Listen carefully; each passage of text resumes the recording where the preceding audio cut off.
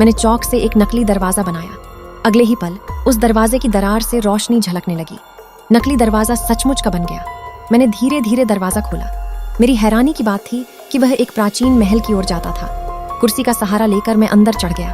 अंदर जाने से पहले मैंने रेत घड़ी को उल्टा कर दिया, क्योंकि जैसे ही रेत खत्म हो जाती दरवाजा बंद हो जाता। ज्यादा देर नहीं लगी और मैं महल के मुख्य हाल में पहुंच गया। सामने एक बहुत लंबी मेज थी जिस पर तरह तरह के खाने के ढेर लगे थे।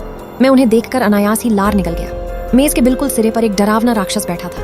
मैं सीधा उसके पास तक चला गया, लेकिन उसने कोई प्रतिक्रिया नहीं दी। मैंने राहत की सांस ली, लेकिन अगले ही पल मेरी नजर दीवारों पर पड़ी, जो हर तरफ उन चित्रों से भरी थीं जिनमें राक्षस इंसानों को खा रहे थे, और पास ही फर्श पर छोटे छोटे जूतों का ढेर पड़ा था।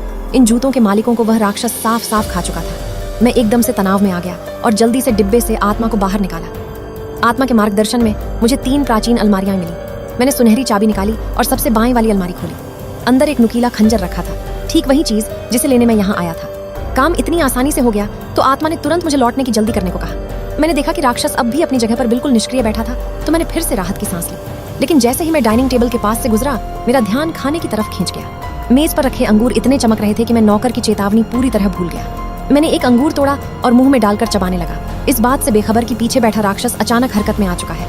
उसने अपनी आंख निकालकर हथेली पर रखी और फिर दोनों हाथ एक झटके से ऊपर उठा दिए। अगले ही पल उसने मुझे चोरी छिपे अंगूर खाते हुए देख लिया। राक्षस पलक झपकते ही मेरी तरफ झपटा और मैं अब भी अनजान था। आत्मा उसे रोकने के लिए आगे बढ़ी, लेकिन राक्षस ने उसे पकड़कर निगल लिया। तभी मैंने पीछे मुड़कर देखा। मेरे सामने का दृश्य इतना खौफनाक था कि मैं वहीं के वहीं डर से जड़ हो गया।